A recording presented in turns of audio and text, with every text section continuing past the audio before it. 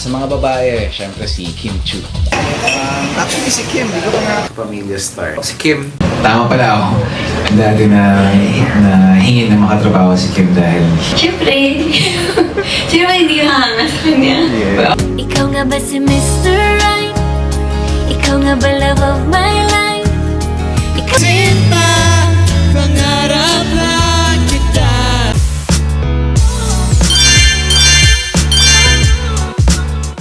Mga kachika, kayo ba ay naniniwala sa salitang destiny o tadhana? Hanggang ngayon kasi palaisipan pa rin sa ating mga Kim Pao fans kung ano na nga ba ang tunay na estado ni Kim Chu at ni Paolo Abilino. Kaya ang ginawa ko ay binalikan ko ang kanilang nakaraan 13 years ago at gulat na gulat ako nang makita kong 2011 pa lang pala ay napakadami ng mga ebidensya at senyales na si Kim Chu at si Paolo Abilino o mas kilala natin sa tawag ngayong Kim Pao ay mayroon ng espesyal na pagtitinginan sa isa't isa. Maski ako ay hindi makapaniwala nang mapatunayan ko na nagsimula pala ang Kim Pao maraming taon na ang nakalipas at hindi lang noong nagkasama silang dalawa sa linlang. Halina't sabay-sabay nating panoorin etong video na ito upang tayo'y makapagbalik tanaw sa kung paano nga ba nagsimula at nabuo ang Kim Pao. August 15, 2011, sa araw ng official contract signing ni Paolo Abilino sa ABS-CBN ay nasundutan si Paolo ng isang tanong habang siya ay nasa kalagitnaan ng interview. Tanong sa kanya ng isang reporter, "Paolo, kung mabibigyan ka ng pagkakataon na makapili ng babaeng makakasama sa isang project, sino ang gugustuhin mo?" At dito nga ay walang pag-aalinlangan na sumagot si Paolo Abilino na si Kim Chu ang gusto niyang makasama. Isa pang lalaking naliling kay Kim, Paolo Abilino, kapamilya na. Paolo expressed his desire na makatrabaho si Kim. Maka-work sa mga babae, syempre si Kim Chu. Si Kim, aside sa galing niya sa pag-arte, isa rin syempre yung kagandahan niya. Si Paolo Abilino, na si Kim Chu ang kanyang dream leading lady. Ang personal na raw na nagkakilala ang dalawa. Actually, napakilala kami ng Star Magic World. Napakilala naman kami maayos. Kim is very pretty and very smart also. She looks stunning. Ipa-partner kayo kay Kim Chu. Ako, I'll be more than happy kung may partner saan si Kim Chu. So mahaba talagang listahan ng mga nagkakagusto kay Kim Chu. Kaya naman as early as 2011 ay nalink na kaagad si Paolo Abilino kay Kim Chu dahil nga sa sinagot niyang ito sa kanyang contract signing interview. Lahat din naman kasi ay gulat na gulat dahil sa dinami-dami ng mga babaeng artista sa ABS-CBN noong mga panahong iyon ay si Kim Chu kaagad ang gustong makasama ni Paolo. Nagkaroon din ng haka-haka na siguro'y nasa GMA7 pa lamang si Paolo ay nakasubaybay na ito sa dalaga. Makalipas ang ilang taon, sa ABS-CBN Christmas Special 2015, sa hindi inaasahang pagkakataon ay nagsama-sama sa isang entablado ang mga lalaking masasabi nating naging espesyal sa buhay ni Kim.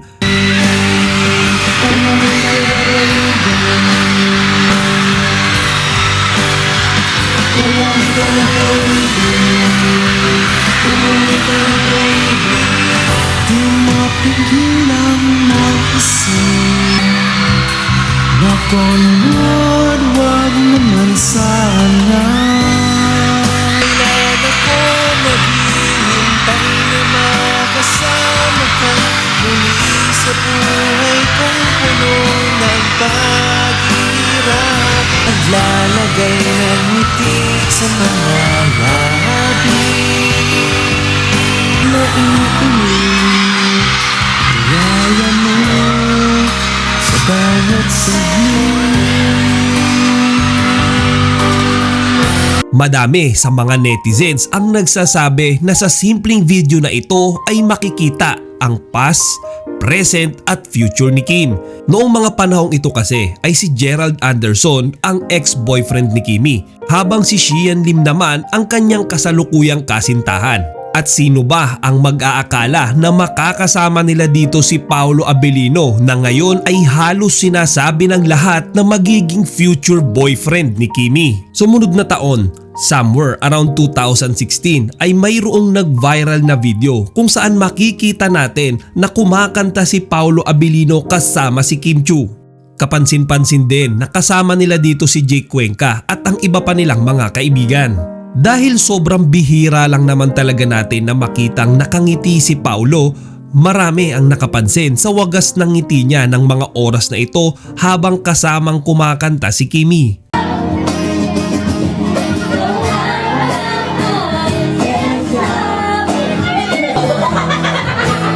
Tagalog muna yan. Lasing. Bakit kaya umakulit mo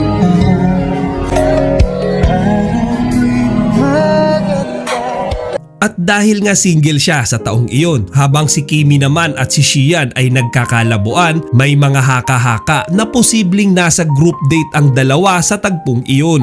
Sa kaparehong taon ay nadagdagan pa ang mga bulungan na talagang interesado si Paolo Abilino kay Kim Chiu nang siya ay ma-interview ni Tito Boy Abunda. Sa segment na Fast Talk, nagulat si Paolo nang matanong siya ni Tito Boy ng what's the most beautiful name of a woman, at sinagot naman yan ni Paolo nang it starts with letter K.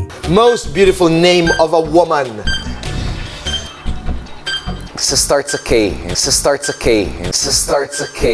Ayon sa mga netizens ay imposibleng si Casey Concepcion ang tinutukoy dito ni Paolo dahil nga kaka-break lang nila last year. Kaya naman si Kim Chiu kaagad ang naisip nilang babae na tinutukoy ni Paolo. Dahil nga base sa nag-viral na videong kumalat noong kaparehong taong iyon ay si Kim Chiu lang naman ang babaeng huling nakasama niya na nagsisimula sa letter K ang pangalan. Isang taon ang nagdaan.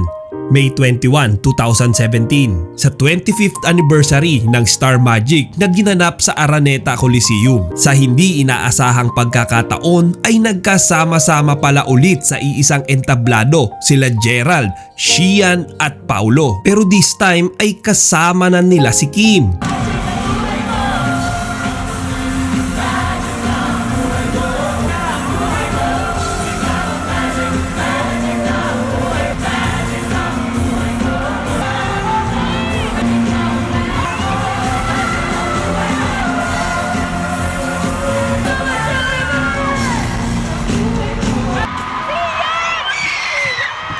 Dito nga ay kapuna-puna na hindi pa ganun ka-close si Paolo kay Kimi. Pero sobrang justifiable na talagang hindi pa magawang makalapit ni Paolo kay Kim nitong mga panahong ito. Kasi mga kachika, feeling ko though magkakilala na sila, hindi pa naman kasi talaga sila nabibigyan ng isang malaking project ng magkasama. Kung baga hindi pa natin masasabing close na sila sa isa't isa. Dagdag pa nito ay tila gwardyadong-gwardyado si Kimi kina Gerald Anderson at kay Xian Lim. Kaya naman mag-aalangan talagang lumapit ang kahit na sinong lalaki sa kanya. Pero wala pa yan mga kachika, dahil nung May 28, 2018 ay lumabas ang isang napakalaking senyales na tila nakatadhana talaga si Paolo at si Kimi sa isa't isa. Sa hindi na naman kasi inaasahang pagkakataon ay silang dalawa ang nakuhang endorser ng multivitamin brand na Berocca. At sa isang spot interview nga ay nagawang biruin ng isang reporter si Kimi kung si Paolo na ba ang magpo-propose sa kanya. Bata proposal, may mga ganun na bang? Teka lang, bata pa ako. Si Paolo muna. Pao, ikaw dapat si Paolo muna. Tapos siya na. Siya ay magpa-propose sa'yo. Maging babae kung torpe yung lalaki. At kahit mahal ginagawa, tanggap ko aking sinta, pangarap lang kita.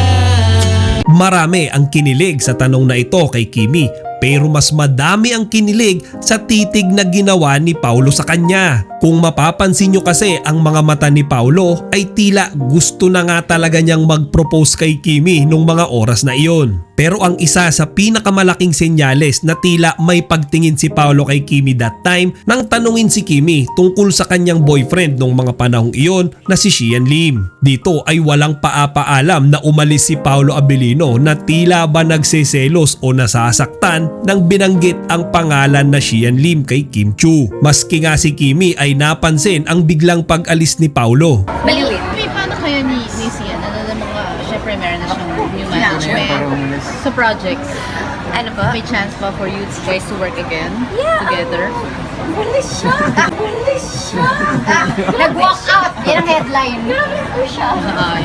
Ano naman, Dito nga ay maraming nagtanong kung nakaramdam nga ba ng selo si Paulo nang mabanggit ang pangalan ni Shian kay Kimi. Sa kaparehong araw ng Beroka event na yan ay na-interview rin si Paulo ng isang vlogger kung saan natanong ito kung sino nga ba ang gusto niyang maging leading lady. At dito nga ay wala siyang pag-aalinlangan na sinabi ang pangalan ni Kim Chu.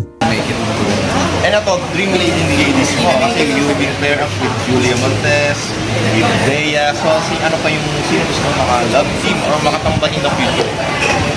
Actually, si Kim, dito ko nakakatrabaho. Ay, never pa. Dito kami first nakatrabaho sa Beroka. So, wala pa pala kay ni Kim. I thought dito ko hindi ko pala kasama. Si Jacob. Okay. Alright. So, ayun. Dahil nga ito ang unang beses na nagkasama silang mag-endorse ng iisang produkto, masasabi na talagang mas naging close sila sa isa't isa. Sa katunayan nga, sa isang separate interview sa Kapamilya Confessions, tinanong si Paulo kung sino ba ang gusto niyang babaeng makapareha sa isang pelikula. At doon nga'y walang pagdadalawang isip na inamin niya na namang si Kim Chu ulit ang gusto niyang makapartner. This is from Ryan Ortiz. Sino po ang gusto niyo makapareha ng Kapamilya Star? Nakatrabaho si Kim Chu, hindi ko pa nakakatrabaho. Marami ang nagsasabi na dito nga'y may ipinapahiwatig na si Paulo tungkol sa kanyang nararamdaman kay Kim Chu. Pero dahil sa kadahilanan na may boyfriend si Kim Chu nung mga panahong iyon, ay mas pinili daw ni Paulo na sarilinin na lamang ang kanyang nararamdaman. Lumipas ang maraming taon at nabigyan si Paulo ng kanyang bagong love team leading lady sa katauhan ni Janine Gutierrez. Napabalita din na nagkaroon sila ng relasyon sa totoong buhay. Pero ang tanong ng lahat mga kachika, bakit tuwing nakikita o nakakasama ni Paulo si Kim Chu ay hindi pa rin niya maiwasang maipakita ang nararamdaman niya dito? Sa katunayan, sa isang interview sa Showtime noong June 2022, ay kapuna-puna ang galawan ni Paulo Abilino kung saan dikit ito ng dikit kay Kimi kahit na nung mga panahong iyon ay kasama niya si Janine Gutierrez. Napapansin ng madlang people na tila ba'y mas mukha pang kasintahan ni Paulo si Kimi kesa kay Janine. At nung sumunod na taon nga, 2023, ay tila nakatadhana talaga si Kim Chu at si Paulo Abilino sa isa't isa. Dahil nabigyan sila ng ABS-CBN ng pagkakataon na magkasama sa isang malaking proyekto na pinamagatang Linlang. Dito nga ay napansin kaagad ng mga tao ang natural chemistry and harmony kapag silang dalawa ay magkasama. Dagdag pa nito, noong December 2023 nang mag-break si Shian at si Kimi ay naging pareho ng single si Paulo at si Kim. Kaya't dito'y nabuo na nga ang kanilang love team na pinangalan ng Kim Pao. Kapansin-pansin na mabilis nag-click ang kanilang tambalan sa mga tao. Ayon nga sa mga fans ay talagang bagay na bagay sila dahil si Kim Chu ay kilala nating masayahin at makwento habang si Paulo naman ay tahimik lamang at isang introvert. Balanse na balanse umano ang kanilang chemistry sa tuwing sila ay magkasama. Kaya naman hindi kalaunay nabigyan na naman sila ng isang napakalaking proyekto. Nitong taon lamang, ang Kim Pao ang napiling gumanap bilang pangunahing mga karakter sa Korean adaptation series ng What's Wrong with Secretary Kim. tahimik,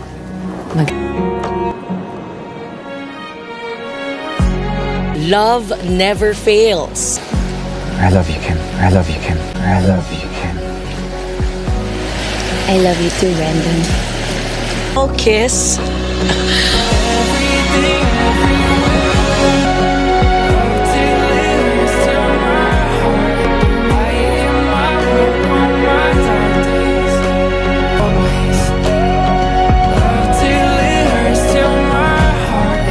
I love you, Brandon. I love you, Kim. Kasabay sa pag-ere ng seryeng ito ay ang pila-pilang out of town and out of the country mall shows and tour ng Kim Pao. At kung babasehan ang mga kuha sa lahat ng lugar na kanilang pinuntahan ay hindi maipagkakaila kung gaano kamahal ng mga tao ang kanilang tambalan. Hirap maging babae kung torpe yung lalaki. Di maaari at kahit mahal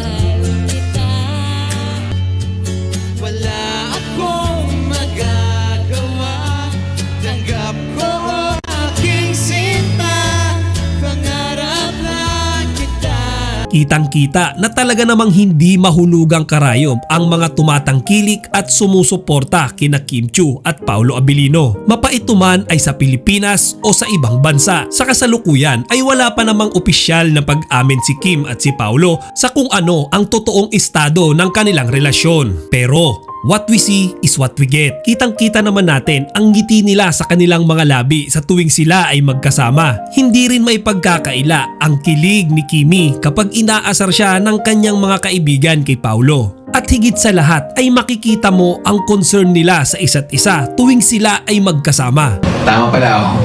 Dati na hingin na makatrabaho si Kim dahil hindi ko lang hinangaan yung galing niya, kundi pati yung disiplina niya sa trabaho. Hindi, syempre, sure niya, sexy, payat. Ganda. Maganda yung ngiti.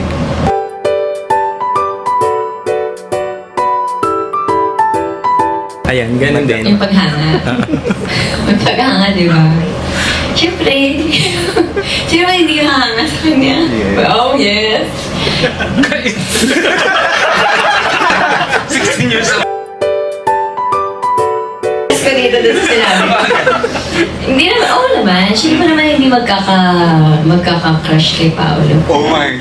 Cute naman siya, tapos tahimik lang siya, tapos gusto mo siyang patawanin lagi. Kaya naman, panatag ang mga Kim Pao fans na si Paolo at si Kimi pa rin ang magkakatuluyan sa huli. Kaya ngayon mga kachika, matapos natin mapanood ang video na ito, mapapatunayan natin na noon pa man ay talagang mayroon ng Kim Pao. Marahil ay hindi lang talaga nabibigyan ng pansin at tsansa ang kanilang pagtatambalan. Pero ngayon na sila na ang nasa spotlight at nasa kanila na lahat ng oras at atensyon na dati wala sila. Dagdagan pa ng lahat ng unforeseen signs ng kanilang pagtitinginan sa kanilang nakaraan. Iisa na lamang ang tanong ng lahat. Si Kim Chiu at si Paolo Abilino na nga ba ang nakatadhana para sa isa't isa?